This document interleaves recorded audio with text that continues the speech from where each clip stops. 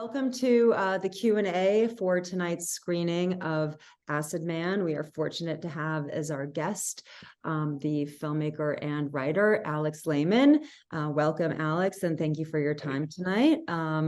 Film is beautiful, very touching, and very, very curious to hear about how it came to be. The inspiration of it is often a good place to start. I read in the filmmaker's notes that this has a very personal connection to you, both in terms of your childhood history as well as your history as in in terms of your relationship with your own father. So if you could share a little bit about that, I'm sure our audience would love to hear.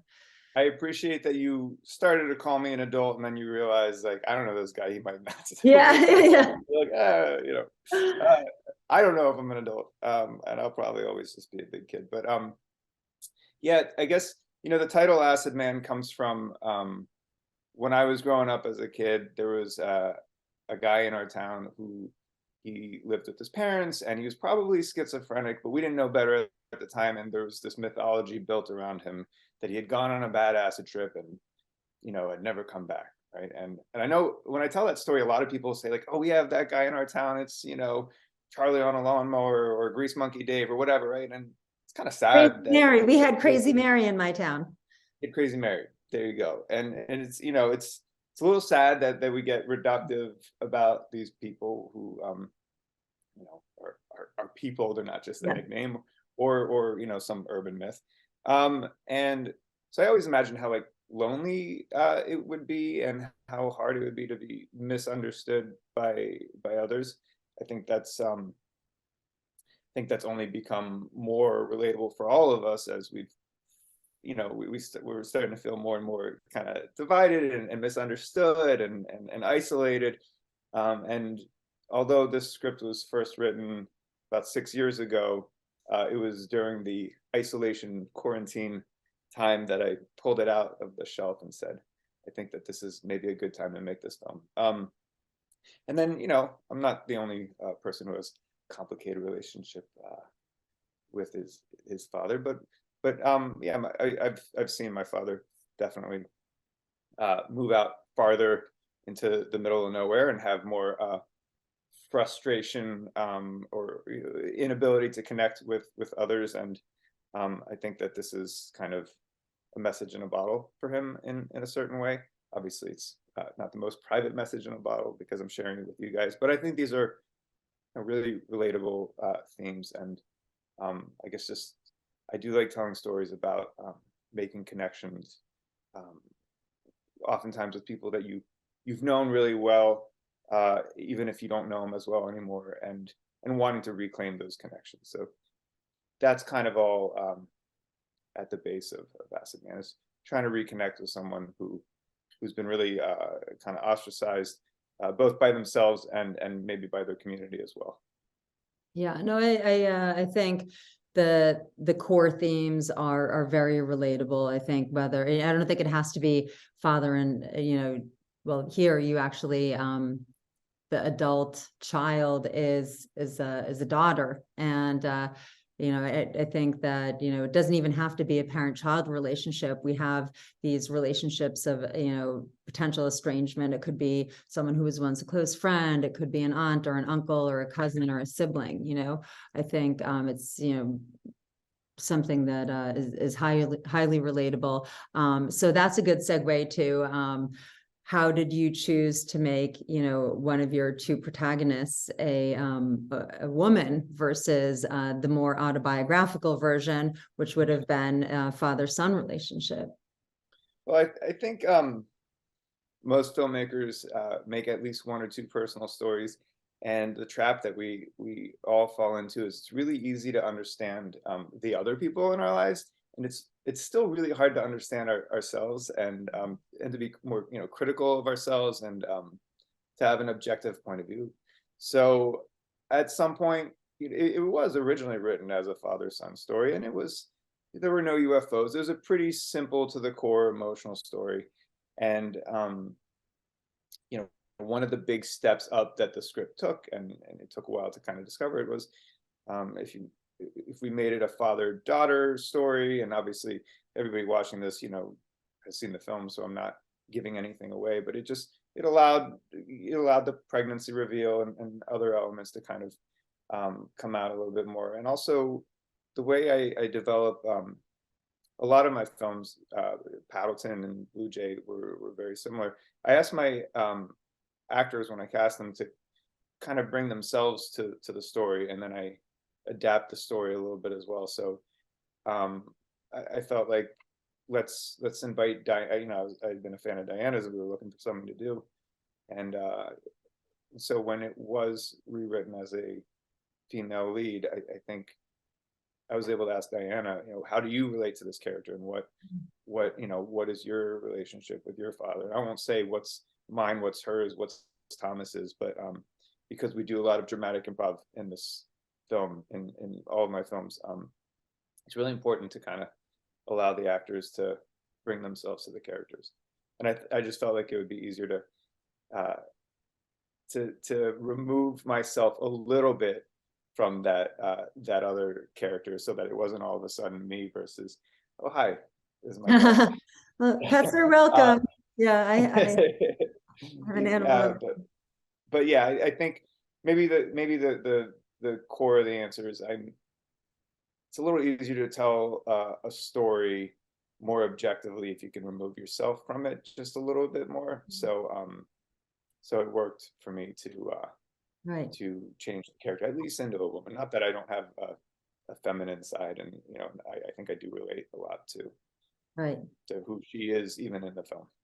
Yeah, no, I just think it's a nice balance of the autobiographical and then some sort of projection and creative writing in there as well. So on that note, I'm curious to hear more of the nature of the improv. I am always so impressed by the role of improv in film, because I can usually never tell, and that's what makes me impressed by it. So and I know that different filmmakers work with improv in different ways. Sometimes it's in a workshopping capacity, and then that improvisation is then subsequently captured, or sometimes it's improv when the camera is rolling, or sometimes it's both. How do you typically incorporate improv?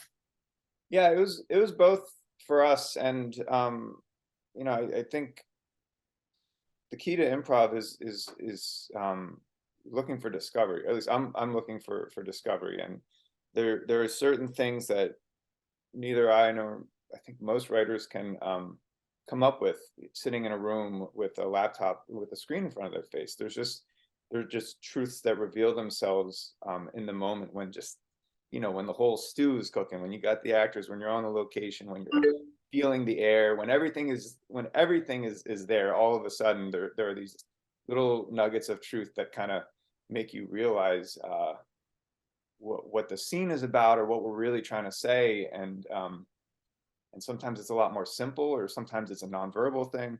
And so just kind of allowing room for that discovery in the filming has always been important for me. And then some of that gets done in our quote unquote rehearsals, which essentially we're just sharing a lot about ourselves, and sometimes improvising in character, but it's really about, again, Thomas and Diana and myself, Chris, my co-writer. We all just talk about ourselves and our relationships with either our kids or our parents, our grandparents, and we just find these truths and where we resonate with each other, and that helps us kind of boil it down to the story that we all find most interesting and relatable. Yeah. And so the actors were comfortable with this component of the job, because I know that some actors, you hear some actors saying that they really struggle with improv. They don't have that, they can't work without the net. So presumably, when you were talking to Diana and Thomas about this opportunity to work on this film, that you were very upfront about that, and they had some experience with improv. Well, I didn't tell them until the first day we were shooting that it was improv. Just kidding. That'd be terrible. Right. No. In truth, it's all about trust. And so the net that we have with this, that we had shooting this film is there was a script. Every scene was scripted. We could always go back to that script. But that was a great foundation. And they, they were really excited about exploring and seeing what else was possible. It's about, if anybody is in this audience is interested in being a director, it's about creating a safe place for your actors where they are willing to go out on a limb and take risks. And so if you're directing actors doing improv, be very kind and be very, very supportive, because to your point, Sarah, it's hard. It's so hard. And the harder you try, the worse it's going to be, because good improv is not trying to be clever or trying to be funny. It's just about being present, and it's about listening and then reacting to a person. We do that in conversations. We do that in real life. It's just when actors or filmmakers try to do improv and they're like thinking really hard, like what's the funniest or smartest or most poignant thing I can say right now. That's where it just kind of falls apart. We're not looking for perfection or poetry. We're just looking for honesty in making these moments, Right. Yeah, I mean that's what I mean. It's a compliment to you and your actors that I couldn't really tell, that it felt organic, that it, did seem, very present and in the moment. So, so from that, I will say, your actors are wonderful, beautifully cast in the roles. I could see, I didn't have to squint too hard to imagine them as a father and a daughter, and so even though, your the character played by Thomas Hayden Church is a guy who's, by, any standards of societal norms, he's the guy who's really on the rocks, maybe he doesn't feel that way, but he's on the rocks, and he's still, kind of, maintaining this posture of masculine strength. And, he's got his own sort of odd breed of confidence and self-righteousness. And, but yet he's struggling, and that's a really interesting tightrope to walk, and he pulls it off. And for a guy like Thomas Hayden Church, or not to project too much, I presume that vulnerability is an intense state, so very well cast. And then Diana's that sort of also doing that strong, fragile tightrope walk. So I read that you started with Diana. If you could tell us a little bit more about your casting process, which, as I was saying a little bit earlier, must be like so paramount, when it's really at the end of the day a two-hander. You don't have a lot of cover. I mean, it just, when you talk about the script with an actor the first time, so our first meeting, she immediately shared with me where she was in her life. And it's just one of those moments of kismet, where you say, like, you received the script at the best time in your life, or the worst time in your life, or whatever you want to call it, right? You connect, she connected with it in so many ways, and she understood the subtext, and it wasn't just an intellectual understanding. It was a an empathetic, a personal understanding. And so I knew that, I mean, obviously she's a professional actor, and she's got a body of work that shows that she can do great work. But it's important that there's an honest connection to the material, especially if you're going to do the improv. So connecting with Diana, honestly, I feel like I lucked out. I sent it to her first. We'd kind of missed an opportunity to work together on another film, but she was on the short list of people that I really wanted to work with. And so when pandemic quarantine hit, I sent it to her. I said, "Does this at all make sense to you?" And it did. And then she and I made a list of who we thought could play her father, Acidman, and we sent it to Thomas first, and he responded to it immediately. It doesn't work like that. Like that's not Right. not how these movies come together. Right. But this one did, and I think a little bit was us being lucky, and I think maybe it speaks to some universal themes and elements to the story. But we were dying to, and then I think we also lucked out as to when we were making it. Right, we were we were all really dying for connection because we had been isolated for so long. Yes. And in the process of the filmmaking, you know, it was the crew, it was the cast, we were all, this was just pre-vaccine, or like right on the edge of people starting to get some vaccines and masks coming off and starting to hang out in communities, but not really. And so this was the first film set that all of us had been on in a long time, and we were all really excited to connect with people and to be around each other, and that energy just kind of feeds into this father-daughter who have also been estranged, and the father certainly has been isolated, and that connection's fantastic, but it's overwhelming, and it's just, when you make a movie, you hope that certain things that you can't control in the universe kind of lend themselves to the energy and the themes of the film. So we kind of lucked out as far as the when of making it, and how much people understood the value of human connection, because it had just been taken away for a while. Right. You know? Right. Yeah. I remember when we were emerging. So when you shot, so I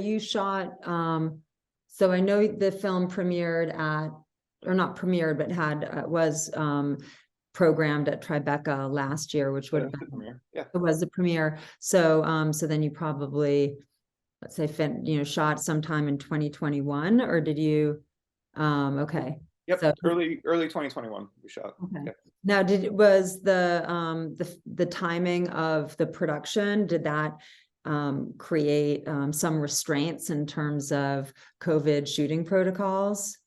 Yeah. I mean, it was honestly, we were just on the edge of what, at least, you know, unions, guilds, whatever, were starting to allow productions with a lot of, you know, rules, mandates, tests, whatever. It was yeah, we were making movies when they were just starting to get made again. Right. It was exciting. Yeah. So, so in terms of speaking of getting films made, you know, as I was curious about before when we first started chatting, you know, films that are, you know, intimate two-hander dramas like this are sort of an endangered species, for lack of being, you know, at the risk of being too melodramatic about it. You know, I have bought and sold independent films for decades, so I have a sort of a front row seat on the trends in our industry and what people are more inclined to make and buy, and so in terms of what people think are going to, you know, click with audiences, and I found it really refreshing to see, you know, sort of a film that sort of embraced its intimacy and simplicity. It felt like, oh, you know, I used to know films like this, and it's been a while, you know, so it was really, you know, what the kids need? They need another My Dinner with Andre. That's what the studios are saying. Yeah, right. Yeah, or something like that. But it really, it felt, but it's got to be Wonder Woman and Spider-Man. Yeah, exactly, right. That might get financed. But so anyway, what were, you know, what was your path to getting this film financed? It's, you know, if the best of times, it's not easy to get an indie film financed. You know, how did it go for you? Yeah, it was hard. Most of my films have been two-handers, and I've been really lucky that I've gotten to play in that world. And when I was first making them, Netflix was financing them, and they were championing them. They've kind of outgrown that whole indie film vibe that they used to be about. That's okay. And I've loved making them, so I've not wanted to stop, but it's definitely become a lot harder, and I've had to make the budgets smaller for the most part, or there needs to be like a huge rom-com out. There's this other film I did called Meet Cute with Pete Davidson and 𝙀𝙑𝙀𝙀𝙀, also a two-hander, but there's like a time travel element, and you know, it's these big, I mean, it's Pete Davidson, so you can get it made if you like make it a little more hooky or commercial. But I like making movies like Acidman. It's just hard. It's just hard to make them, and it's hard to get people to watch them because of the noise of streaming and superheroes and Star Wars and all the, you know, franchises that are out there. I mean, the way I did it, I just found champions. I found people that related to the materials. They knew that they're not gonna get rich off of financing this, but they support the art. I assume that everybody that's in this theater watching right now supports the arts. Like they actually care. If they just wanted to eat some popcorn and feel comfortable, they wouldn't have had to leave their couches, right? But Right. Yes. there'll always be room, and I think these things are cyclical, so I don't lose hope for the future. But at times, especially when there's a glut of content, or but like content's such a gross word. I know. But when there's a glut of content, and it's hard to make your film stand out, because a lot of people are making both good things and bad things, and just very commercial things. I think it's just harder but possible to find your audiences. So first of all, thank you to everybody who literally left their house and was willing to show up for a two-hander. Yes. But I think word of mouth matters, and this, good work stands the test of time. I do believe that. There's a reason why we do talk about My Dinner with 𝙁𝙁 still. As simple of a film as it is, it resonates with some of us, and the people that have the patience to watch it and to let themselves connect to it. It lasts a lot longer than whatever the last thing is that you binged that you'll forget about in a month. Yeah, agreed. And on that note, we'll talk about your, the fact that your film we got, as is always the case with these screenings, we're getting an early look. So thank you for the sneak peek of the film. To our audience, this film opens on March 31st in theaters and on demand, and that gives you almost a whole month to tell your friends about this beautiful, touching film. And Alex, again, thank you for your time. It was really lovely to hear about some of the process and inspirations for the film. Thank you for the thoughtful questions, and I really appreciate being here with you all. Yes. All right. Thanks so much, Alex. Take care. Thank you.